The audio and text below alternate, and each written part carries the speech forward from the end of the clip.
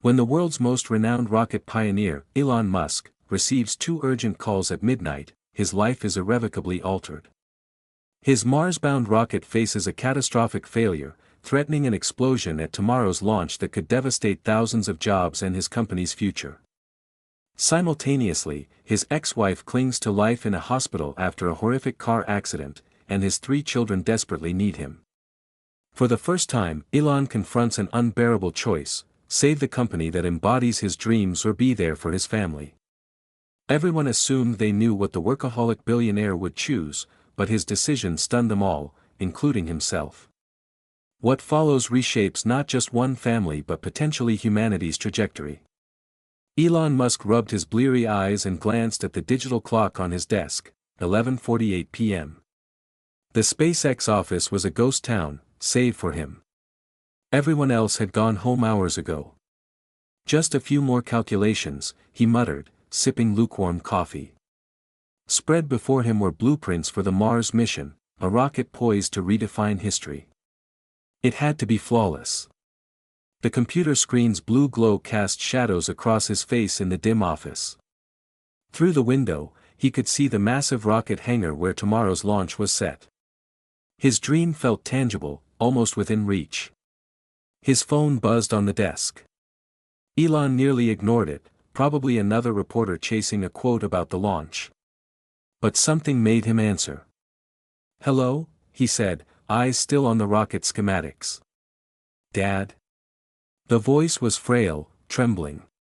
Elon sat upright. "Kai. What's wrong? It's almost midnight."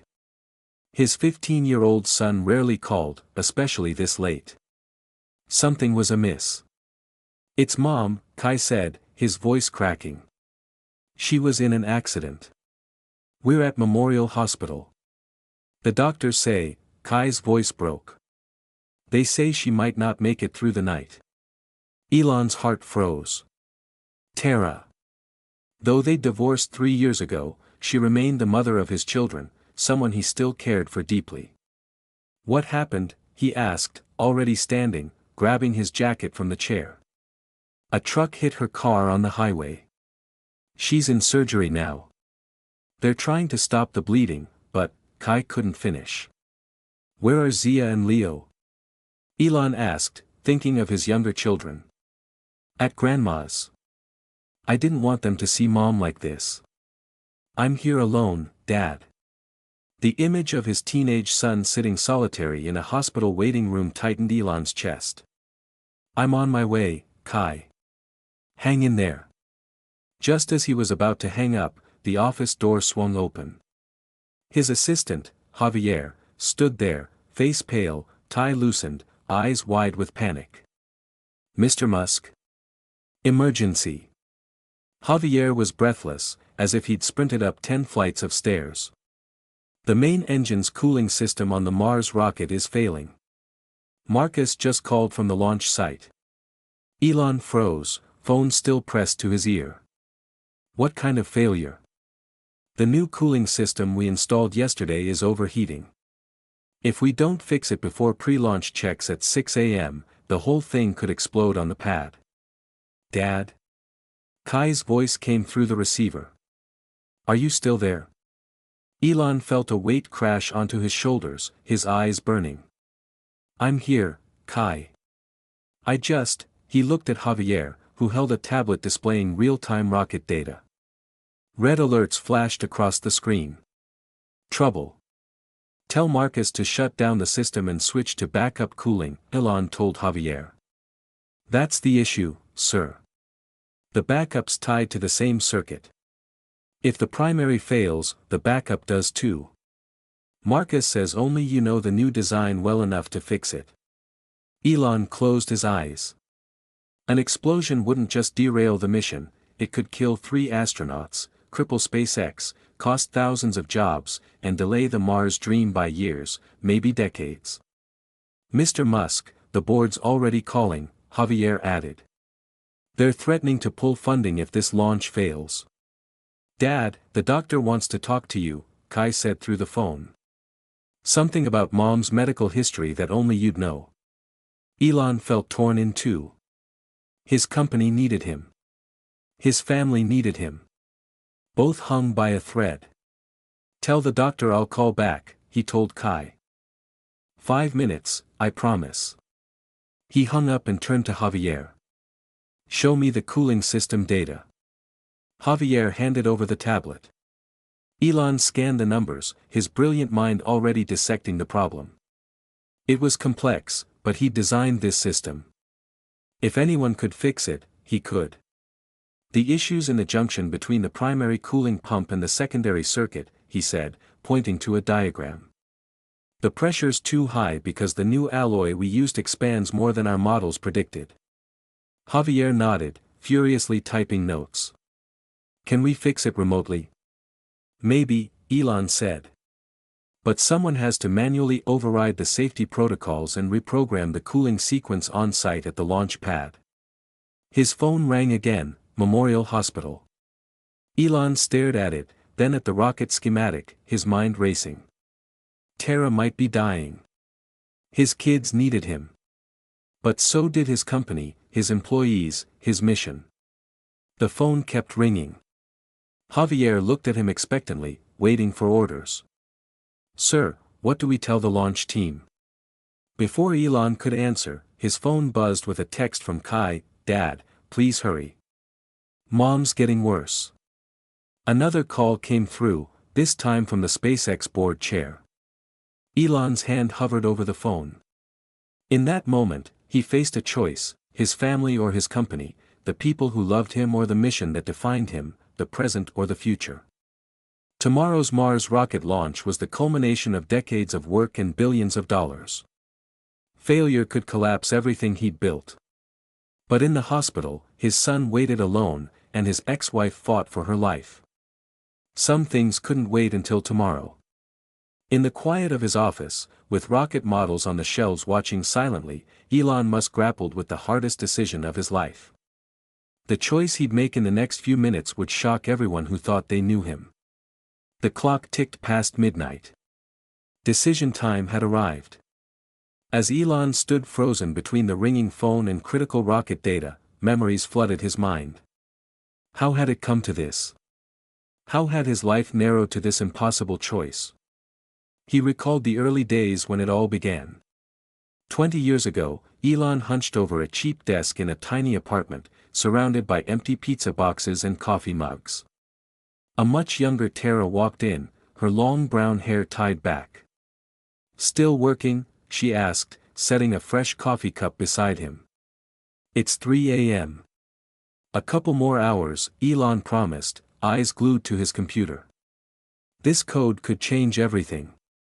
Tara sighed but smiled. "That's what you said yesterday. And the day before." "I'm serious this time," Elon said, finally looking up, his eyes alight with excitement despite the dark circles beneath them. "If this works, it's the start of something huge." Tara sat beside him, glancing at the screen. "I believe in you," she said, squeezing his hand. In those early days, Tara was his staunchest supporter, understanding his vision when no one else did, believing in him even when he doubted himself.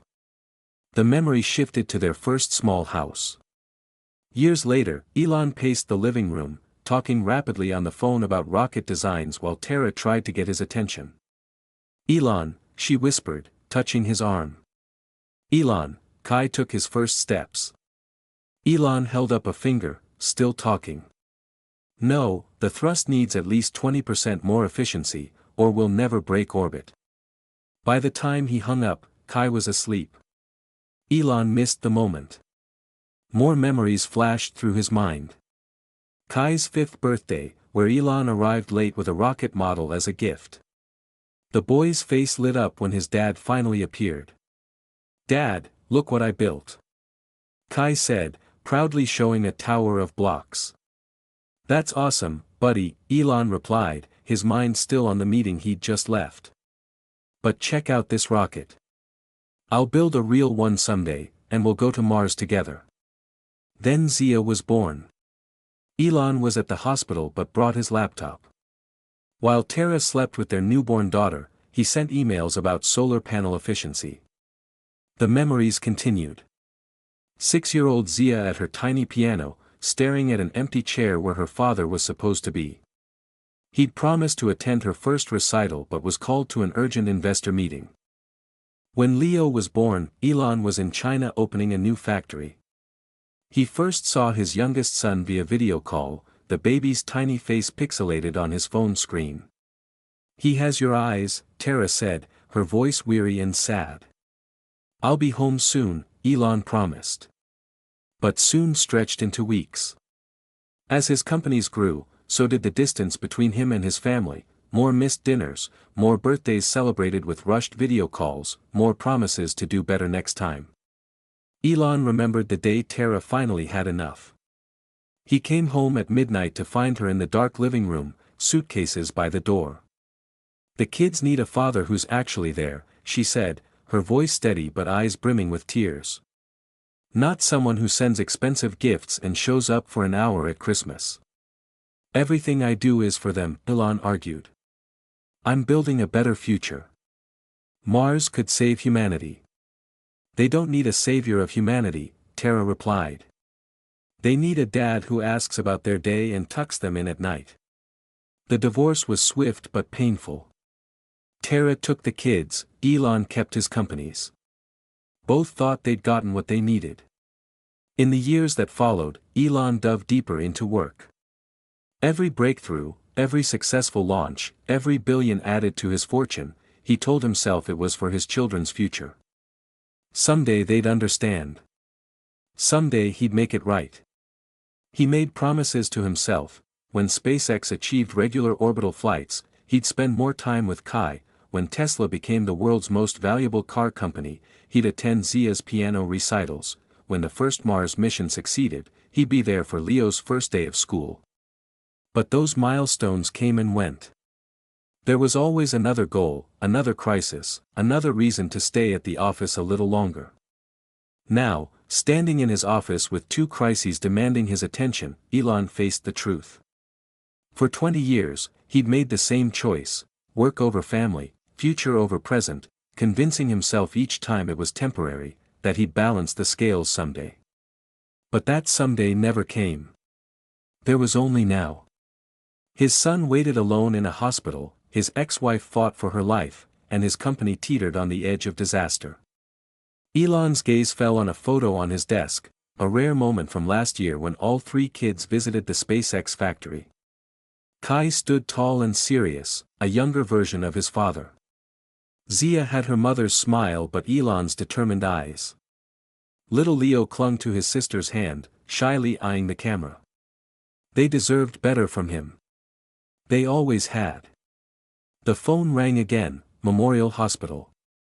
Elon took a deep breath and made his choice. "Javier," he said to his assistant. "Get the helicopter ready." Javier nodded quickly and reached for his phone, but before he could call, the office door burst open again. It was Prisha, the lead engineer for the rocket's navigation system. Her usually neat black hair was disheveled, her SpaceX badge dangling crookedly from her lab coat. "Mr. Musk, we've got more problems," she gasped. "The cooling system failures affecting the guidance computers. Marcus says the whole system will crash within an hour." Elon's stomach dropped. A total crash. "That means we'd lose all pre-flight programming," Prisha finished. 6 months of work, gone. And that's not all, the astronauts just arrived at the facility for their final briefing. Elon glanced at his phone, still displaying the hospital's number, then at Prisha's worried face. "Show me everything," he said, moving to the large wall screen. "Pull up the diagnostic system." Prisha tapped her tablet, and the screen lit up with data streams and warning alerts. Schematics of the rocket's internal systems flashed red. "The cooling failure started here," Prisha said, pointing to an engine section. "But it's cascading through these interconnected systems. The heat's affecting the main computer hub." "Where's Marcus now?" Elon asked, studying the diagrams. "At the launch site with the emergency team, trying to manually bypass the system, but they need access codes only you have."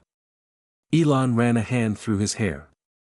Those codes were a security measure he'd implemented himself, only he could authorize emergency changes to the rocket's core systems. His phone buzzed with another text from Kai. "Dad, where are you? The doctor needs to talk to you." Javier, on his own phone, approached with a grim expression. "Sir, the board chair's on the line. He says he needs to speak with you now." "Put him on speaker," Elon said, still analyzing the screen data. "Musk, what the hell's going on?" The chair's voice filled the room. "I'm getting reports of a critical failure. Tell me you're not about to blow up a $4 billion rocket." "We're handling it, Richard," Elon said calmly, though he felt anything but. "Handling it isn't enough. Do you understand what's at stake? This isn't just one rocket. The Artemis contract's watching this launch. If we fail, NASA will hand those Mars missions to our competitors." "I know the stakes," Elon said. "Do you?" "Because I've got calls from every major investor. They're panicking. If this launch fails, our stock will tank. You could lose control of your own company." As if on cue, Elon's computer pinged with new email alerts, his finance team forwarding urgent messages from investors threatening to pull out if the launch failed. "I've been working on this for an hour," Elon said. "We've identified the cooling system issue, and I don't need technical details," the chair interrupted. "I need your personal assurance you'll be there to oversee the fix and ensure a successful launch. You built this rocket. You're the only one who can save it." Elon hesitated, thinking of Kai alone in the hospital. "Musk? You there?" the chair pressed. "I'm here," Elon replied. "And I'll make sure the launch goes through." "Good. The entire board's watching. Don't let us down." The call cut off abruptly. Elon turned to find Javier and Prisha staring at him. Before he could speak, the office door opened again. This time, it was Marcus, the launch director, his face streaked with grease and sweat. "You're supposed to be at the launch site," Elon said, surprised. "I had to come in person," Marcus said gravely. "It's worse than we thought. If we don't fix the cooling system in the next 3 hours, we'll have to drain the fuel and postpone the launch." "For how long?" Elon asked. "At least 3 months. Maybe 6. We'd need to rebuild half the cooling system. 6 months would give their rival, Blue Origin, time to launch their own Mars mission first. SpaceX would lose everything they'd worked for." "That's not all," Marcus continued. "The 3 astronauts trained for this mission, their life support systems were calibrated for today's launch window. If we delay, they can't just wait." Everyone knew what a 6-month delay meant: retraining, recalibration, possibly replacing crew members unable to recommit. "The astronauts' families are already here," Prisha added quietly. "They came early to watch the launch. There are kids who got up at 4 a.m. to see their parents make history." Elon walked to the window. From his office, he could see the rocket standing on the launch pad, gleaming under powerful floodlights. Tiny figures of workers scurried around its base, like ants tending a giant. 3 people would soon entrust their lives to that machine, a machine he designed, now harboring a potentially fatal flaw. His phone rang again. "Kai." "Mr. Musk," Javier said softly. "The helicopter's ready, but the launch team needs your decision on shutting down the cooling system. They can't proceed without your access codes." "The astronauts are asking for you," Marcus added. "They want to talk before deciding whether to proceed with the launch." Elon picked up the phone, staring at Kai's name on the screen, then turned to his team. "Tell me exactly what needs to be done to fix the cooling system," he said. "I mean precisely." While Elon and his team huddled over rocket schematics at SpaceX headquarters, across town at Memorial Hospital, 15-year-old Kai Musk sat alone in a cold plastic chair. His phone was clutched tightly, its low battery warning flashing red. "Come on, Dad," he whispered, dialing his father's number for the 12th time. It went to voicemail again. The hospital waiting room was nearly empty at this late hour.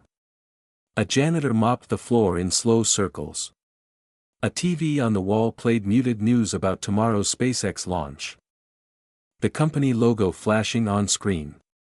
Kai stared at it, a bitter reminder of his father's priorities. A nurse with kind eyes approached. "Any luck reaching your dad?" Kai shook his head. "He's busy. He's always busy."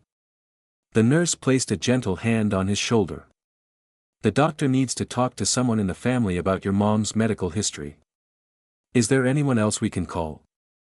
"My grandparents are with my younger brother and sister. They're too old to drive at night. I'm all she's got right now." Kai's voice cracked on the last words. As if sensing his pain, his phone buzzed. For a moment, hope flared in his chest. But it wasn't his father, it was his sister, Zia. "Kai. What's going on? Is Mom okay?" Zia's voice was small and scared, unlike her usual confident tone. "The doctors are still working on her," Kai said, trying to soothe his 10-year-old sister. "She's in surgery." "Did you reach Dad?" Kai hesitated. "He knows. He's coming." "Really?" Doubt laced Zia's voice, even over the phone. "Yeah, really," Kai said, more firmly than he felt. "He promised." "He promises a lot," Zia said. "Remember my piano recital last month? He promised then too." Kai didn't know how to respond. His sister was right, his father's promises meant little these days. "How's Leo?" he asked, changing the subject. Confused, scared. "He keeps asking for Mom and Dad. Mostly Mom." Zia sighed. "Grandma told him Mom's getting a checkup at the doctor." "That's probably best," Kai agreed. "He's too young to understand." "Is she going to die?" Zia asked suddenly, her voice trembling. Kai swallowed hard. "No, she'll be fine. The doctors here are really good." He tried to sound convincing, but the doctors had looked grim. One had used the phrase, critical condition, when they thought Kai wasn't listening. "I should be there," Zia said. "No, you need to stay with Leo. He needs you."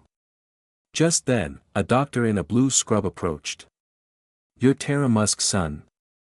Kai nodded, his heart pounding. "Zia, I've got to go. The doctor's here." "Call me back," Zia pleaded.